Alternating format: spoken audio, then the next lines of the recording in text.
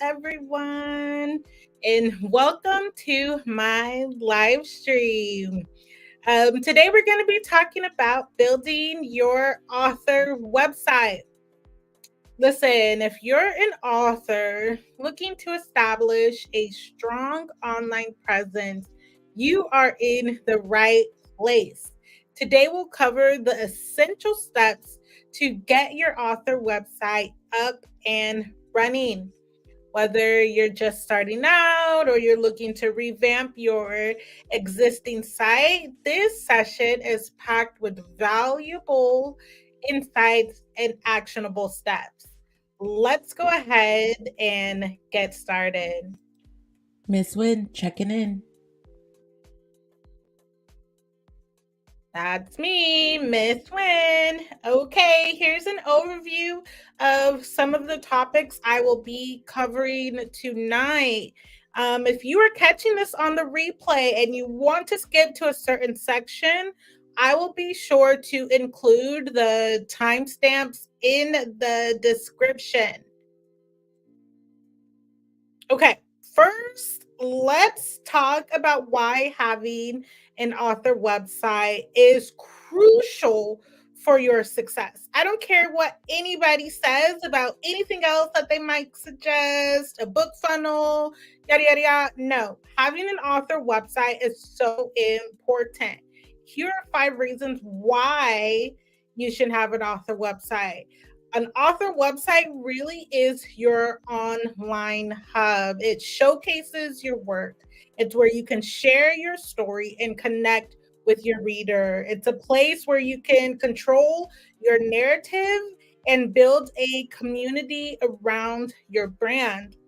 Listen, a strong online presence can significantly impact your author brand, helping you reach a wider audience and sell more books. I believe I talked about this already. If you've been following me, you know I have a video that's out there that talks about why having an author website is so important, especially if you're looking to sell directly to readers, or at least making it an option for your readers. Most self-publishing authors, they choose that route because they want to have full control over their book. And so having your own website, your own author website where you sell your book is in line with this desire. Let's expand on this brand aspect. I have a full playlist of author branding. In fact, it's really all I've been talking about for this month. Your brand is your foundation, it's what you build on. Whether you have already published books and now you're coming across me and you're seeing this video and we're talking about an author brand and you're thinking, dang it, I've already published so many books. Is it too late? It's never too late to establish a brand and to rebuild this foundation or even to establish this foundation. Many authors publish books. You're not alone. If you've already published books, know that many authors have published books without considering their brand because they didn't know. Well, if you are seeing this video and you are watching them, now you know. Having a website establishes your credibility, it enhances your visibility, and it strengthens your connection. If you're an author who's like, I'm super introvert, I really don't know if I want to be seen, well, I think that having an author website is going to help you maybe get out of that. It's going to help you reach your readers because let's say if, you one day come to the conclusion that you know what, you're willing to do whatever it takes to amplify the message that's in your book, especially if it's taking you however many months, however many dollars, however much time you put into that book, you deserve to see a return on all of that work that you put into it. And so having an author website sets you up to experience that. Right. And so before we dive into the technical aspects of a website, it's important to first plan your website. So you're going to want to start by defining your author brand and understanding your target audience, right? So who are you as an author? Take time to sit and reflect on this. Ask your friends and family, ask your readers if you don't already have this defined yet. Ask them, who do you say I am? Okay, who am I to you? And take that into consideration and make a decision and really stand on that, and go for it. What makes you unique? Who are you writing for? Right? Answering these questions will help you create a website that resonates with your readers. After that, you're going to want to set clear goals for your website. Do you want to showcase your books? Do you want to build an email list, or do you want to sell merchandise? Or is it all of the above? Also, you might even want to step into entrepreneurship and become a speaker, or start selling services like consultation, maybe digital products, etc., etc. Having a website is the foundation of it all. And so that's why I say have a website. Yes, the other day I was in a Facebook group where I was asking for recommendations of author website builders and PR people. And someone reached out and said, hey, before you even consider having a website, consider doing a book funnel.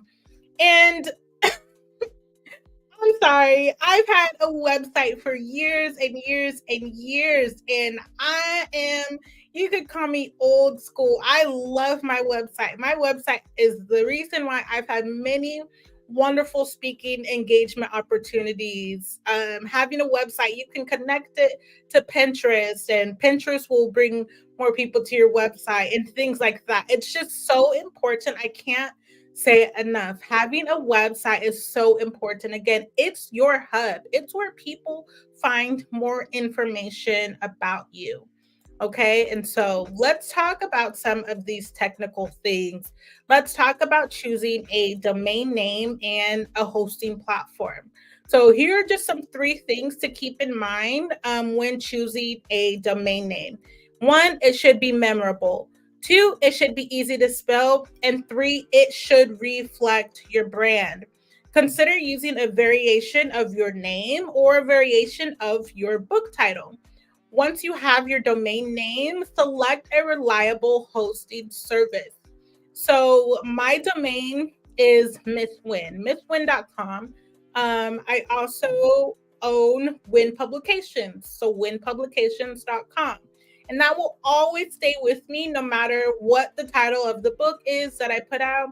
It's always going to be misswin.com or winnpublications.com, no matter the book title. Some people will choose to go with the title of their book, and that's fine. You can do that, but also take into consideration that you might want to have a collection of books, and that maybe having it be, janedoe.com or whatever it is, whatever your name is.com would be better. So that way you can just continue to build your collection on that website, right?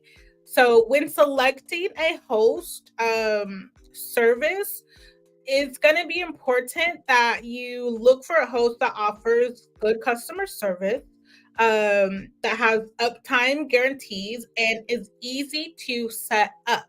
Now, I'm not just going to throw you out there and say, okay, this is what you need to have, and not offer you any recommendations. So these are the three that I use and who I've been using for years. I use SiteGround for my domain name and for hosting my website. And then I use WordPress for website design and WooCommerce for selling my books and merchandise. You can find all of this information at misswin.com/resources. I'll even include a link in the description of this video so that way you can just hit a couple buttons and get started. Now, why not a free website?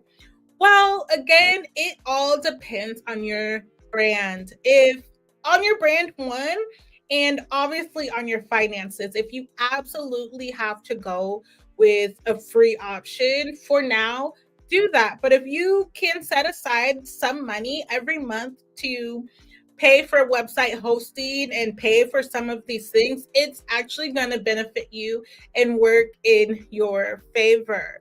Okay. And so keep that in mind. All right, let's go to the next one. Now, let's talk about website structure and design. Okay, so your website should include, at the bare minimum, these 5 things. So your website should have a homepage, an about page, a books page, a blog or news section, and a contact page. Now, these can be 5 different pages, or these actually can go on one page, or these can go on like 3 pages.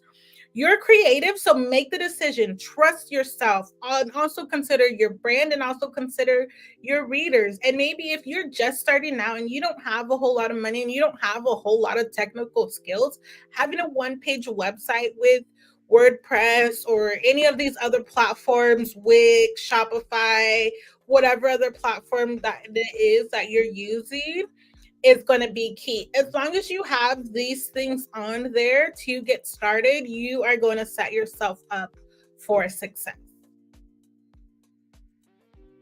Okay, now as far as design goes, while you are creative, there are some things that you should keep in mind.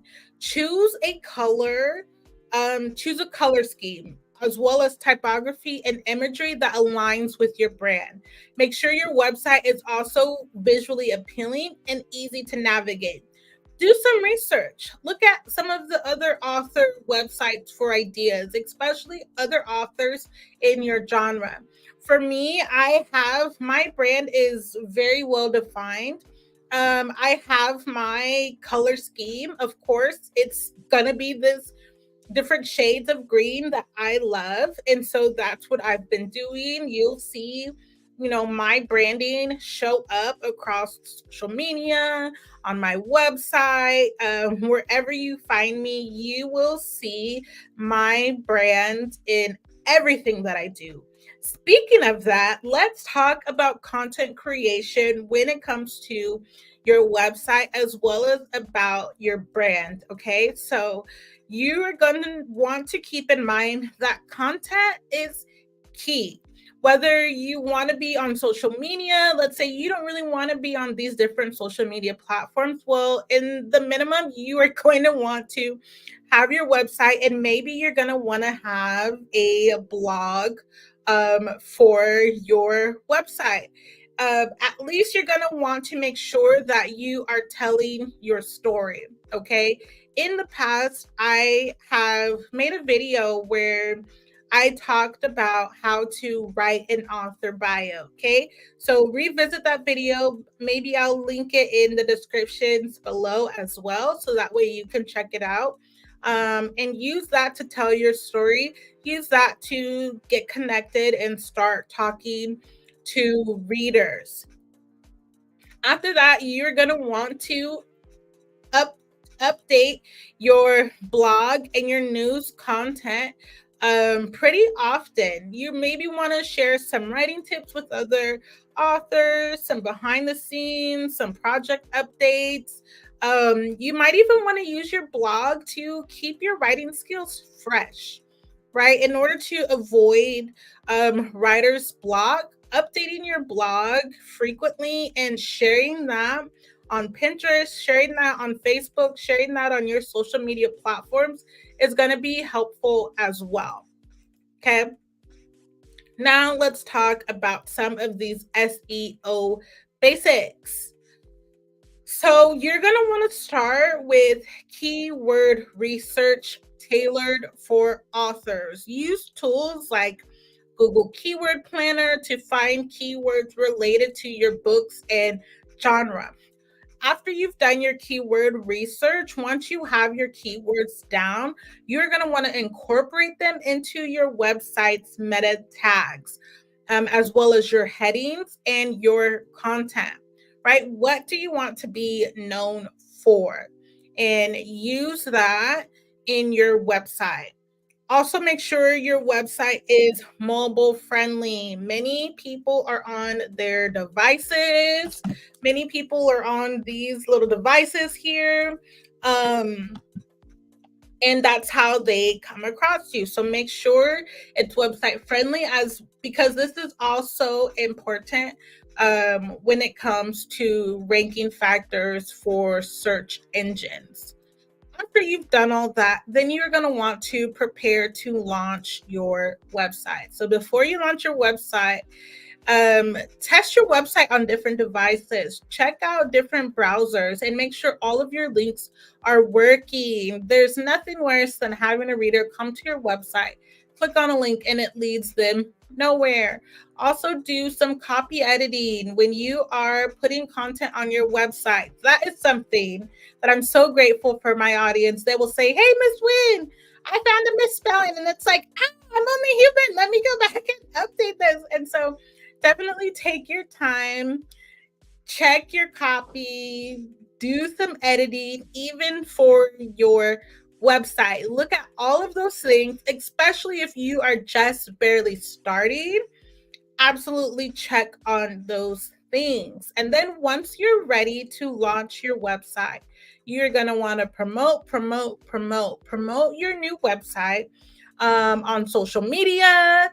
If you have an email list, if you don't have an email list, that's going to be something that you want to create and get going eventually. But having this website is going to set you up to do that. And so if you're like, Miss Winn, I want to have an email list, I want to start connecting with my readers more. How can I do that? Well, if you know anything, if you've already published a book, you know that Amazon does not share that reader data with you. They do not tell you who ordered what book. They don't tell you their email address, things like that. And so having an email list is going to be so important. And we'll get into that actually in the next part. So this was part 1. Stay tuned for part 2. Okay, so I really hope that you found this session to be helpful. I did my best to keep it short and engaging with the slides. Let me know what you think. If you have any questions about building your author website, feel free to ask in the comments and I'll do my best to answer them. Remember, building a strong presence online is a journey, and I am here to help you every step of the way. So make sure that you hit like and subscribe, and be sure to turn on your notifications so that way you don't miss it when I go live. And that way you also don't miss any of my videos. All right. Well, thank you so much for joining me. I will see you in the next video. Bye.